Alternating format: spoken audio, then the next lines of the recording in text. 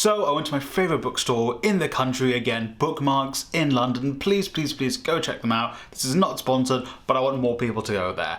And I picked up some really cool secondhand books, especially ones on Palestine. So let's start talking about them. And I've got some special treats at the end that I also want to show you. As I always do, I'm going to try and put the links to these books in the description down below, linking to bookshop.org. Bookshop.org works with small and local bookstores to get them a little bit more money. However, all of these books are quite old, so they may not be on bookshop.org, so they might not be in the description, but I will put the ISBNs down there anyway. The first book, the first one that actually caught my attention on this day, was Palestine Online by Miriam Ararog. I'm sorry if I said that wrong. I think this is like their PhD thesis that has been published, and I also think they are Dutch. So actually I might not be able to put an ISBN for this. I might have just been incredibly lucky to find this in Bookmarks. And it is quite old. It is, talking about 2001 to 2005 and kind of the cyber intifada and the construction of a virtual community. And you know what? That is actually extremely relevant for right now, which is why I picked it up, because the past year, we have seen a great influx of people coming in and joining liberation movements via the online space, social media being used as a place where people can organize in the past few years, especially we saw that during Black Lives Matters and the George Floyd protests. We really saw social media come into being a way for people to really do activism and people to kind of come together and organize. We're also seeing it in terms of places like Palestine and Congo and Sudan, for people to try and create things like GoFundMes to try and fund helping individuals in these areas. So I think probably this is going to be Miriam talking about, how the online space can be used to help these people and to kind of help with creating different spaces and try and continue revolution through the online space as it gets harder and harder for us to be able to do it in person, with surveillance, with police crackdowns, with more draconian laws being introduced. It's also happening in online spaces as well, to be honest, but it is that next step we need to start take to be doing that. Also, I'm a big dum-dum, so I might struggle reading this because it's a PhD paper, I didn't go to university. But, it's touching on things kind of like how internet cafes were used to help Palestinians organizing things, how Palestinians are represented online, and this was up until 2005 this thesis is about. So obviously, this has probably been evolved and built on over the past 20 years since the time that this is kind of written about. So I think it's going to be incredibly interesting, and yeah, shout out. I also like how shiny it is. That's the right takeaway. This is shiny. And the second book is The Future of Palestinian Refugees. This is also a little bit old. I think this was released in 2007. It's a look of kind of how Palestinian refugees are being treated and where they are living in various parts of the world, whether it be inside Palestine or places like Lebanon or Egypt or Jordan. And also it talks about kind of plans and ideas to try and help repatriate Palestinian refugees, or what you can do or what the international community can do to help them, help them get justice, help them be resettled, etc. So again, 2007, so after the Second Intifada, after Israel's withdrawal from Gaza in 2005, prior to the 2008 war. So, we'll see how much this has actually been reflected in what we've done in the 15 or so years since this book came out, 15, 16 years since this book had been released. I doubt the international community has really done much of this. So this book has also been annotated. Probably one of the previous owners has annotated this. I can't really read the right. Oh, someone's annotated it. So yeah, that might actually help me reading it. It's quite scuffed, to be honest. It's missing a dust jacket. I think I saw some icky stuff inside the book as well, but that's kind of what happens when you're buying things secondhand. So yeah, it'd be an interesting read. Again, I'm a big dum-dum, so might be a bit difficult of a read for me, but I think also it's not a PhD thesis, so maybe I'll understand it a little bit better. Who knows? But yeah, again, This one actually has an ISBN, so I can maybe try and put the ISBN in the description down below for you to check out. And yeah, Michael Dumper.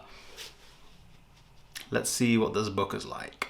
So those are the 2 books about Palestine that I picked up, but I picked up another book that I thought would look really interesting to me and is relevant to videos I'd made recently. A history of Pakistani literature in English, 1947 to 1988 by Tariq Rahman. So I recently have made videos about books from the diaspora written in English or literature from other parts of the world written in English, and also translated books, but mostly that first topic I brought up. And now, this is a whole book about it from Pakistan. So I was like, oh wait, that's like serendipitous. It's gotta be fate that I found this book. I think I'm gonna find this very, very interesting. It talks about different authors. It talks about the poetry as well, not just prose. So, yeah, I think this is going to be very interesting. 1947 to 1988, so from independence to, oh god, I'm not 100% sure, maybe Zia was in charge in 88? I'm not, Pakistani modern history isn't super up to scratch like that, but, yeah, I don't know, I saw this and it's like, I need that. There were multiple other books that I wanted to pick up. There were more books about Palestine there as well. There was also another book, I think it was about Hindi and Urdu literature as well. And I think it was post-partition or pre-partition. I saw it, I was like, I want that, but some of these secondhand books are a little bit expensive as well. So I was like, oh, I wasn't meant to buy any books today, but I picked up 3, so I'll just stick to those 3.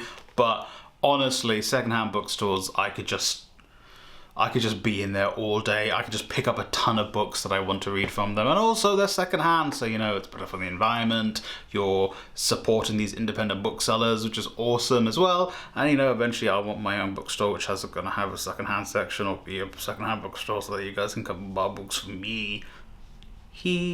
But yeah, no, this was quite the find as well. It was just like, I saw it and I'm like, wow.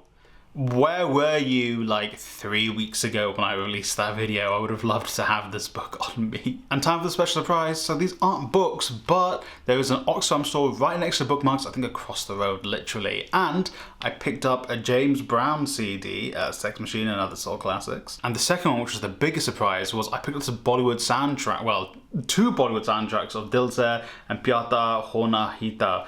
That was really bad Hindi. I apologize. I was reading at the same time. I've not seen that movie. That is my bad. I said Dil Se properly though, so stick with that. But I mean, I've been really getting back into physical media because I don't like that. Now, songs and movies that I like are just gone. Like, there's this one Chinese pop song that I really like called Bunny, and it's just not on Apple Music anymore. And I'm like, bro, what's going on? Or one of my friends releases music and he you know, didn't want to pay for something and I can't listen to his songs and I really like his songs.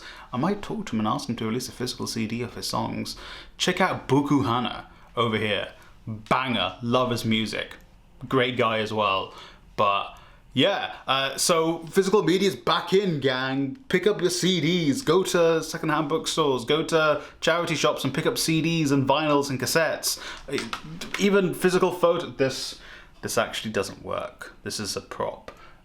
But I have another camera like this that actually does work and is by a better company than Yashi. It's a Fuji camera, but I won't show you because I've put it away somewhere. But still, get back into your physical media because these streamers are getting more expensive.